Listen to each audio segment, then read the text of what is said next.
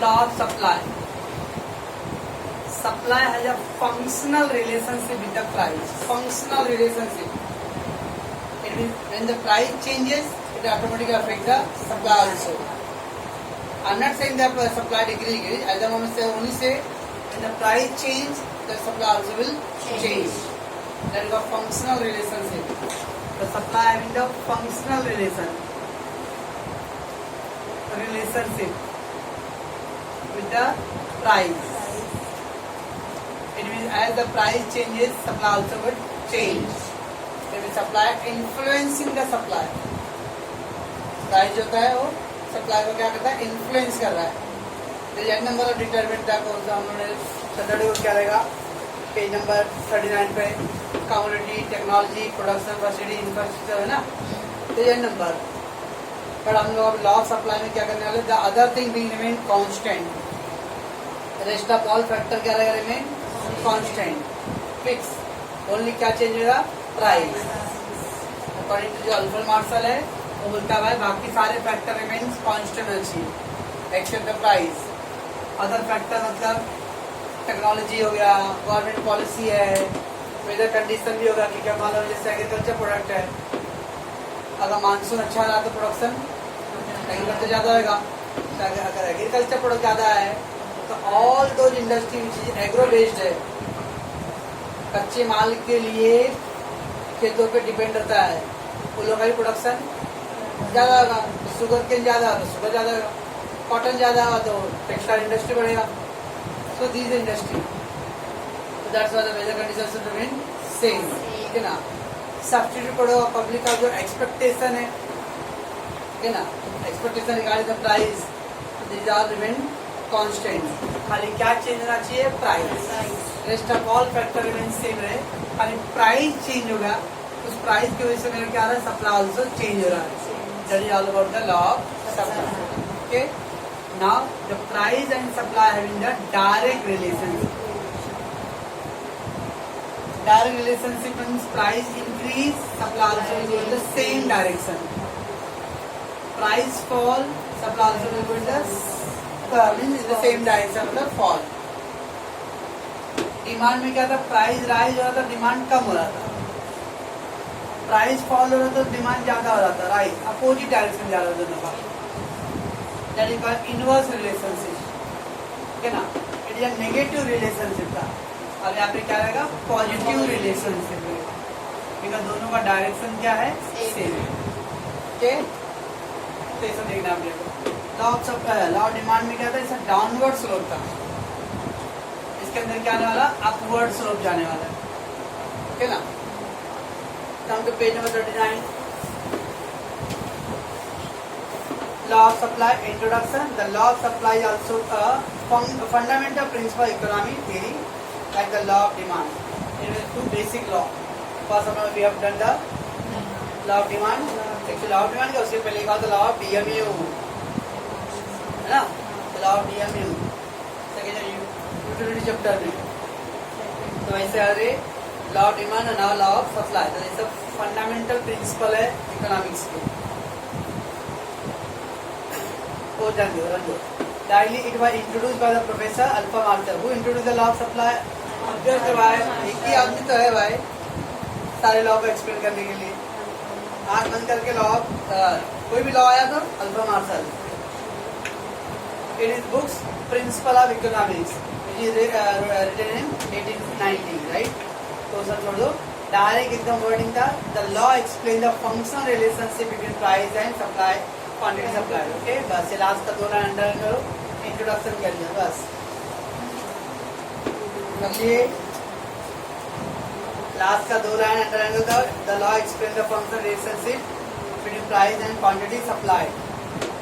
Okay, अगर आपके पास आपका स्पीड ज्यादा है तो आप पहला लाइन भी स्टार्ट ऐड कर सकते हो. The law of supply also fundamental principle of economic theory like the law of demand. Okay, economy में हम चाहेंगे मेरे को सब आता है लिखना, तो लास्ट का 2 पेज छोड़ने वाले. जिसका राइटिंग स्पीड बेटर तो वही कर पाएगा इकोनॉमी का पूरा पेपर. जो 30 मार्क का लोग है ना, वो लोग लिख के प्रैक्टिस करने की कोशिश करो. समझना, नहीं तो इको पेपर तो पूरा होने वाला ही नहीं है। चलो, let's come to the statement of the law. Other thing being constant. What do you mean by other thing being constant? Alpha master is having an assumption. Then all the determinant other than price should be remain constant. इसका मतलब क्या, supply change हो रहा है उसके पीछे only reason क्या है, प्राइस। कोई बोलता है टेक्नोलॉजी चेंज हो इसलिए सप्लाई चेंज हो रहा है, कोई बोल रहा है वेदर कंडीशन चेंज हो इसलिए सप्लाई चेंज हो रहा है। ऐसा remain constant negligible, the only thing is price. क्या आपके टूथपेस्ट में नमक है, वैसे मैं पूछ रहा हूँ आपने सप्लाई चेंज किया, क्यों? आपका रीजन क्या आ रहा है, price. It mean you follow the law of supply, that's it. So other thing being constant, higher the price of the commodity, more the quantity will be supplied. Yes, higher the price, more the higher the price increase, the supply also increase. Lower the price, supply quantity will also be lesser or low. So higher the price of the commodity, the more will be the quantity supplied, and the lower the price of commodity, less will be quantity supplied. ये तो आपका statement, first line. ठीक है, let's go. The law of statement है, ठीक है, sorry हो गया। तो पहला इंट्रोडक्शन था and then the statement of the law. चलो मैं आगे। ओके, अब देखिए सिंपल वर्ड है, जो सिंपल वर्ड में क्या, वो एक्सप्लेनेशन ऑफ द लॉ है। Heading explanation of the law. चालू कीजिए लड़की इसको, एक्सप्लेनेशन ऑफ द लॉ।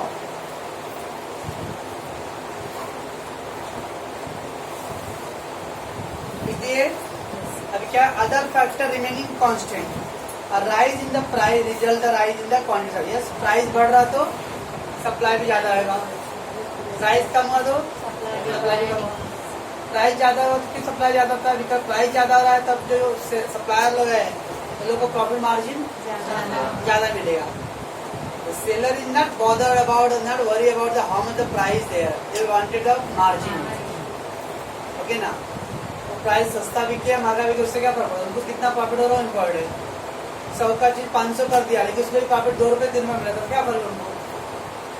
तो दे थिंकिंग अबाउट द मार्जिन, ठीक है ना। आप लोग पूरा बोल खोल दे रहे आप, तो क्या वैसा देखा क्यों। Okay, the other factor remaining constant, rise in the price result in rise in the quantity supply, and vice versa, मतलब lower the price lower will be the क्या, lower the price lower demand. कौन है demand वगैरह। So there is a direct relationship between price and quantity supply. Okay, explanation था। फिर वो S x upon F, वो आप वो एस एक्स वर्ड नहीं मिलेगी तो निकालिए, S is equal to P of F of P. Okay ना, वो एक्स क्या नंबर ऑफ यूनिट, कम्युनिटी तो हो गया ना unit. S means the supply, X the number of unit commodity I have supplied, F is the function, and the P is the price. The S equal to F of P. It means the S. What is the law of supply? It is a relationship between price and supply. बराबर? Okay. तो अपने exam में first introduction, आप introduction में last करा ली, this law explain the function relationship between price and quantity supply, right. Second point में statement of the law, being other thing equal, higher the price, okay, the more the quantity will be supplied, and the lower the price, less quantity will be supplied. Okay, in other words, other factor remain same or constant. The rise in the price that result the increase in the or rise in the supply, and vice versa. Okay, so there is a price and supply with the which relationship? समझता कुछ first पे उसको assumption in the condition of factors or determinant. Okay, तो other than price, price छोड़ के और वैसे कौन से फैक्टर जिसकी वजह से क्या होता, सप्लाई विल चेंज। ओके ना, लेट्स कम पहले constant cost of production. Constant cost of production से एग्जांपल, कॉस्ट और price and my quantity supplied. अगर समझो कोई प्रोडक्ट है उसको 100 रुपये बनाने में लग रहा है उसका कॉस्ट एक्सपेंसेस, और मैं उसका 130 रुपीज MRP रखता हूँ और आई एम सप्लाइंग 20 kg, मुझे पर kg कितना प्रॉफिट हो रहा है? 30 रुपीज का प्रॉफिट है, तो मैं 20 kg सप्लाई करता हूँ ना। कॉस्ट इज 160 हो गया। अब जो भी वो लेबर लोग का चार्जेस, मटेरियल का खर्चा वो सब इंक्रीज हो गया है।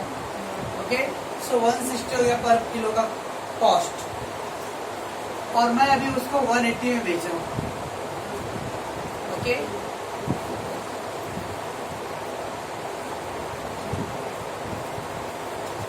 बराबर है? Will I following the law of supply or not? No?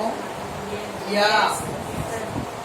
यहाँ मेरा 30 रुपए मार्जिन था प्रॉफिट का, यहाँ पे मेरा मार्जिन ओनली 20। दो look like the price increase हो गया भाई। कंज्यूमर तो यही सोचे भाई भाव बढ़ा दिया भाई, तुम लोग बहुत एकदम कमा रहे अभी। हाँ, पहले 100 था तब मैं 30 रुपए कमाता था, अभी 160 रुपए कॉस्ट हो गया है, तो 180 लुक लाइक 50 रुपए इंक्रीज कर दिया आपने। एक लुकिंग लाइक तो 50 रुपए बढ़ेगा ना, क्योंकि उसमें मेरे को मिला तो प्रॉफिट 10 रुपए कम होगा उल्टा। पहले मैं पर केजी 30 का अर्निंग था, अभी मेरा पर केजी अर्निंग 20 है, मेरा प्रॉफिट मार्जिन कम हो गया ना। तो मैं सवा सेवा के लिए बैठा हूँ क्या?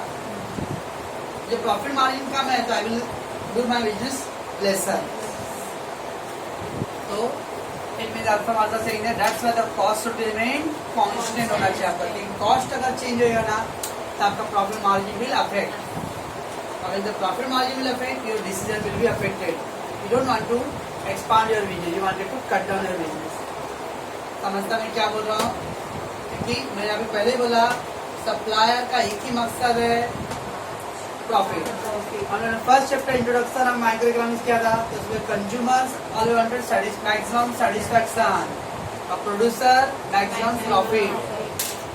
व्हाट द स्टैंडर्ड, प्रोड्यूसर का पर्पज होता है प्रॉफिट होने से maximize, and consumer wanted maximum satisfaction. तो डिमांड वाले का प्राइस कम होगा तो consumer will satisfy more, producer when the price rise so he will satisfy more because the profit will be more. यहाँ प्राइस इंक्रीज हो रहा है, but why the price will be increase? Because the cost increasing ना।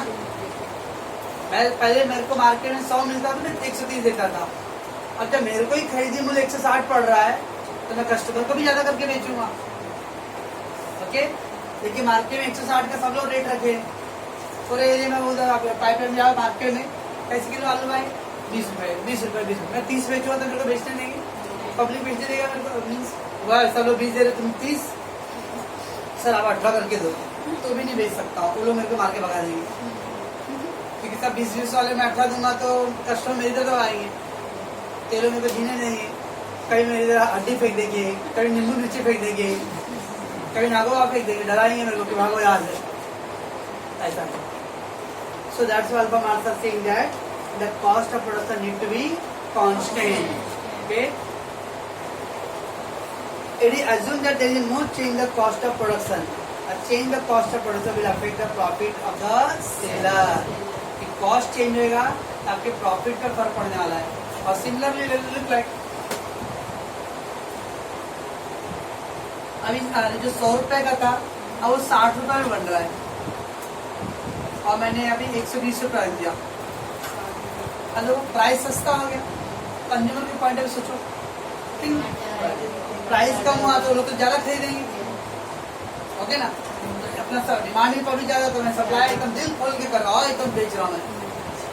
Okay, लोगों को लग रहा है प्रोड्यूसर को लॉस हो रहा है कि पहले 130 था 120 हो गया, 10 रुपये घाटा लेके बेच रहा है, भला मानने से तो सिंपैथी मेरे को मिलेगा, तो मेरा सप्लाई विल इंक्रीज। बट मुझे पता है कि जो चीज पहले 100 मिलता था वो 60 का हो गया है, तो मेरा मार्जिन 60 रुपए पर किलो कमा रहा है, यहाँ पहले 30 रुपए कमा रहा है, तो दो द प्राइस लेस हो गया ना। अभी price increase supply increase, price decrease तो सप्लाई डिक्रीज होना चाहिए था, बट मैं प्राइस डिक्रीज होने पे भी मैं क्या कर रहा हूँ 40 kg सप्लाई कर रहा हूँ, बिकॉज मुझे प्रॉफिट अब ज्यादा हो रहा है। ये सब क्या हो रहा है? प्राइस की वजह से नहीं हो रहा है, सब कॉस्ट से चेंज होने की वजह से द लॉ ब्रेकिंग हो रहा है। ओके ना, that's why he assumed that the cost of production need to be constant और सेम. समझता कुछ? What is the second point? The constant technique of production. Yes, techniques, method. Okay ना? अब method जिस समय बोल रहा हूँ हम लोग किताबों में पढ़ते हैं ऑर्गेनिक खेती. ओके, ऑर्गेनिक अभी दिवाली आ रहा है, ऐसा Holi. Okay, organic herbal colour. Herbal colour बराबर ना? हर्बल कलर का नो साइड इफेक्ट रहेगा, इको फ्रेंडली रहेगा वगैरह वगैरह. पर हर्बल कलर आपको 10 ग्राम कलर लेने के लिए 200 रुपये 250 रुपये लगेगा. अब 10 ग्राम कलर 250 रुपये में सनी बोलेगा 250 रुपये में खा पी के एकदम मस्त में होली खेल लेंगे पूरा. ये 10 ग्राम क्या, 10 ग्राम में तो एक आदमी को नहीं लगेगा, है कि नहीं सनी भाई? हाँ, खा पी के सब होएगा. या 10 ग्राम में डाले तो कौन हर्बल कलर लेगा? देखा, हर्बल कलर को नेचुरली प्रोड्यूस करना पड़ेगा आपको. मशीन टेक्नोलॉजी नहीं है उसके लिए भी. जब टेक्नोलॉजी नहीं है तो प्रोडक्शन उसका लो रहेगा, तो कॉस्ट विल बी हायर. जो चीज जितना ज्यादा बल्क क्वांटिटी में आएंगे तो कॉस्ट विल बी लोअर आएगा. बराबर ना? That is method of technology. Technique मतलब methods. Modern means of technology use करेंगे तो क्या होगा? Production will be higher. Okay, traditional method use करें. अब जैसे अभी ट्रैक्टर है. ओके, 1 घंटे में वो 1 एकड़ 2 एकड़ जमीन का जुताई कर देता है. ओके, और पहले वो बैलगाड़ी का, दादा के जमाने में बैलगाड़ी रहता था, सुबह से शाम तक हो जाता था, तब भी यार वो 1 बीघा जमीन भी नहीं होता था. तो मेथड स्लो था वो. ओके, तो मेथड स्लो रहेगा तो लेबर कॉस्ट ज्यादा लगेगा क्योंकि टाइम तो ज्यादा ना. ठीक है ना? तो that is technology of production. तो व्हेन द न्यू टेक्नोलॉजी आएगा तो प्रोडक्शन विल बी हायर, तो कॉस्ट विल बी लोअर. तो कॉस्ट लोअर हुआ तो प्रॉफिट मार्जिन ज्यादा आएगा, तो सप्लाई ज्यादा आएगा. क्यों? प्राइस कम ज्यादा हुआ. क्या प्राइस का फर्क नहीं पड़ा? क्या हो जाएगा? Method, technology. It is also assume that the techniques of production does not change. और एग्जांपल ले लो, कहीं अपने पेरेंट्स से पूछना जाके 90s के टाइम में वो कॉलिंग रेट, मोबाइल पे कॉल करना 3 रुपए 3.5 रुपए तक रेट पड़ता था. प्रणाम ना नहीं रखता हूँ, प्रणाम बोलने से पहले रखने का सोचते थे हम लोग, क्योंकि मिल जाता था 3 रुपए 1 मिनट का. अब तो 3 रुपए रहेगा तो लगता है कि एक हफ्ता बात हो जाएगा अपना. ओके ना? हाँ, एक हफ्ता, क्योंकि मम्मी बोली बार फोन में बैलेंस ही नहीं बोलता, खाली BF GF के लिए बैलेंस होता अपने. इस हिसाब से कब तक चलता हो.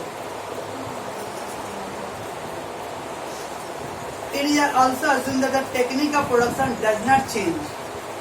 Improved technology of production may lead to the more increase in production. Of course, technology अगर ज्यादा रहेगा तो production will be higher. Okay ना? This in turn will lead to the increase in supply at the same price. तो all the price same रहेगा, but आप supply ज्यादा कर रहे. Why? Because production is higher. Why? The method of production is changed. So that's why he is assuming that the techniques or methods should remain constant. बराबर है. Third, no change the weather condition. हम लोग से ज्यादा कौन जानता रहेगा ये पॉइंट भाई. अभी कांदे का भाव मुंबई में हला एकदम बिन मौसम बरसात. अभी देखो, अभी भी बिन मौसम बरसात है तो बहुत सारे फसल जो होंगे वो खत्म. ओके, तो फिर जो भी सीजनल प्रोडक्ट होंगे उसका डिमांड सप्लाई कम होगा तो प्राइस में भी आया. ठीक है ना? It is assumed that there is no change in the weather condition. Natural climate like the flood, earthquake, or the rain, okay, monsoon, okay, it may decrease the supply. That's why the weather condition remain same. No change in the government policy. Government policy change क्या हुआ है? Government अभी मान लो onion और जो pulse है उसका भाव बढ़ता जा रहा है, तो गवर्नमेंट ने क्या किया? एक्सपोर्ट को बैन कर दिया. एक्सपोर्ट एकदम स्टॉप. तो जब एक्सपोर्ट ज्यादा नहीं होगा, बाहर जा ही नहीं रहता, तो इंडिया में स्टॉक रहेगा. इंडिया में स्टॉक ज्यादा रहता तो प्राइस कम होगा. एक जो बोला था वो भूल रहेगा कि स्टॉक ज्यादा हुआ तो प्राइस ज्यादा रहेगा. अगर स्टॉक ज्यादा आ रहा है तो सप्लाई ज्यादा रहेगा, सप्लाई ज्यादा तो प्राइस भी फॉल होगा, कस्टमर को लोअर प्राइस में मिलेगा.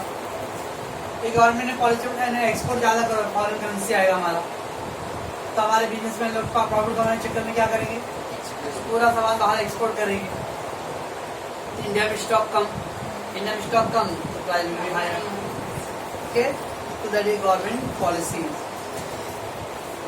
It is assumed that the government policy like that taxation policy, trade policy remain unchanged.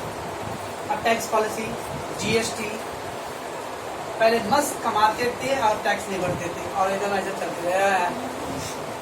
आप कमाते हो तो टैक्स भर के चलो, तो टैक्स भरने आपको जीएसटी तो देना ही है. ओके, तो उसके लिए जीएसटी रजिस्ट्रेशन कराने हैं.